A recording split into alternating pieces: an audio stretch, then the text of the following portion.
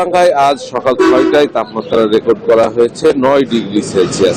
তো সেই হিসাবে কিন্তু এখনো চুয়াডাঙ্গায় মৃদু শৈত্যপ্রবাহ বয়ে যাচ্ছে। আমি যদি আপনাকে জানিয়ে রাখতে চাই, গত 4 দিন ধরেই কিন্তু চুয়াডাঙ্গায় মৃদু থেকে মাঝারি শৈত্যপ্রবাহ বয়ে যাচ্ছে। তো এই অবস্থায় চুয়াডাঙ্গার জনজীবনে এক ধরনের স্থবিরতা নেমেছে। বিশেষ করে সকালে কিন্তু ঘন কুয়াশা থাকছে, সেই সাথে থাকছে কনকনে ঠান্ডা হাওয়া।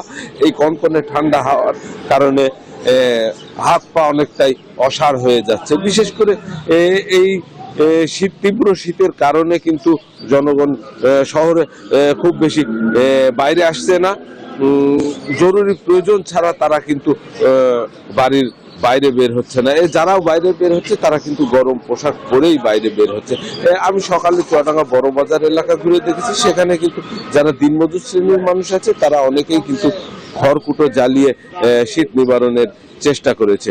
আমি রিক্সা চালক, ভ্যান চালক, ইজি বাইক চালক শ্রেণীর মানুষের সাথে কথা বলেছি। তারা যেটি বলছেন যে এই তীব্র শীতের কারণে কিন্তু তারা যথাযথভাবে যাত্রী পাচ্ছেন না, ফলে তাদের আয় কিন্তু আগের তুলনায় অনেকটাই কমে যাচ্ছে, যে কারণে তাদের কিন্তু দৈনন্দিন যে চাহিদা সেই চাহিদা পূরণে তারা কিন্তু অনেকটাই হচ্ছে হিমশিম খাচ্ছে। আমি চুয়াডাঙ্গা আবহাওয়া অফিসের সাথে কথা বলেছি, তারা যেটি বলছে যে শীতের এই তীব্রতা আরো কয়েকদিন অব্যাহত থাকতে পারে। তো এই ছিল চুয়াডাঙ্গা থেকে আমার কাছে। শীতের আরো খবর জানতে আমরা যাব গঙ্গাচড়ায়, সেখানে আছেন সহকর্মী সুজন। আপনি জানাবেন সেখানকার কি অবস্থা। জামান, ধন্যবাদ। আপনি যেমনটা বলছিলেন যে কুয়াকাটার যে কুয়াশা, তীব্র শীত এবং রং, আপনি তেমনটি আমাদের রংপুরের গঙ্গাচড়ায় কিন্তু একই অবস্থা আপনারা দেখতে পাচ্ছি। ঘন কুয়াশা আর হিমেল হাওয়ার বাতাসে স্থবির হয়ে পড়েছে পুরো জনপদ। টানা কয়েকদিন ধরে শীত এবং শীতের প্রভাবে এখানকার স্বাভাবিক জীবনযাত্রা মারাত্মকভাবে ব্যাহত হচ্ছে। ভোর থেকে দুপুর পর্যন্ত সূর্য দেখা মিলছে না, ফলে সবচেয়ে বেশি দুর্ভোগে পড়েছে দিনমজুর খেটে খাওয়া মানুষ এবং তিস্তা চরাঞ্চলের বাসিন্দারা। কাজের অভাবে অনেক পরিবার ঘরে বসে বাধ্য হচ্ছে। কিন্তু শীতের প্রভাব পড়েছে কৃষিতেও, বিশেষ করে রোবো ধানের বীজতলা এবং শীতকালীন সবজি ক্ষতির মুখে রয়েছে। কৃষকরা বলছেন ঘন কুয়াশা এবং ঠান্ডার কারণে ফসল বৃদ্ধি ব্যাহত হচ্ছে। এছাড়াও গবাদি পশু নিয়ে বিভাগে পড়েছেন কিন্তু এখানকার খামারিরা। আপনার যদি আরেকটি তথ্য দিয়ে রাখি যে এদিকে হাসপাতালগুলোতে বাড়ছে শীতজনিত রোগের সংখ্যা, শিশু, বয়স্ক এবং সবচেয়ে বেশি আক্রান্ত হচ্ছে কিন্তু ঠান্ডাজনিত সমস্যার কারণে। আবহাওয়া অধিদপ্তরের কাছে আমরা জেনেছি যে তারা বলেছেন রংপুরে আজকে সর্বনিম্ন তাপমাত্রা রেকর্ড করা হয়েছে 10 ডিগ্রি সেলসিয়াস। আগামীতে তাপমাত্রা আরও বাড়তে পারে বলে শৈত্যপ্রবাহের আশঙ্কা রয়েছে বলে এরকম ধারণা করতেছেন। একই খবর জানতে আমরা কুয়াকাটায় যাব জোবাইয়ের কাছে। জোবাইয়ের, ধন্যবাদ। আপনি যেমনটি রংপুরের কথা জানিয়েছিলেন, শীতে কাঁপছে পটুয়াখালী জেলা, একেবারে দক্ষিণের উপজেলা পটুয়াখালীর মানুষও।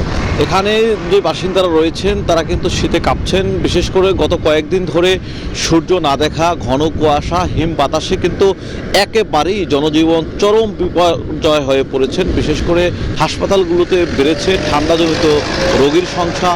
এদিকে শিশুদের যে নিউমোনিয়া, টাইফয়েডের সংখ্যা বেড়েছে।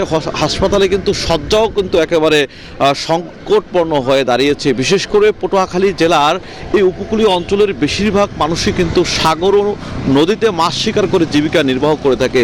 শীতের তীব্রতা বাড়ার কারণে বঙ্গোপসাগরে মাছ শিকারকারী যে জেলেরা রয়েছেন তারা কিন্তু একেবারে বেশি বিপর্যস্ত হয়ে পড়েছেন। সকালে তারা মাছ শিকার করতে পারছেন না ঘন কুয়াশার কারণে। অনেকে আবার বোট নিয়ে যখন গভীর সাগরের দিকে যাচ্ছেন তারা কিন্তু পথ হারিয়ে যাচ্ছেন।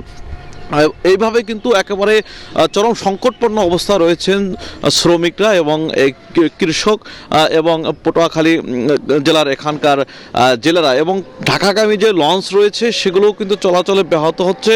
পটুয়াখালীতে সকালে যে ঢাকা থেকে লঞ্চ আসে সেই লঞ্চ কিন্তু এর আগে ভোর রাত 3টা এবং 4টায় চলে আসতো। কুয়াশার কারণে, ঘন কুয়াশার কারণে কিন্তু সেই লঞ্চগুলো আসতে সময় হয়ে যায়।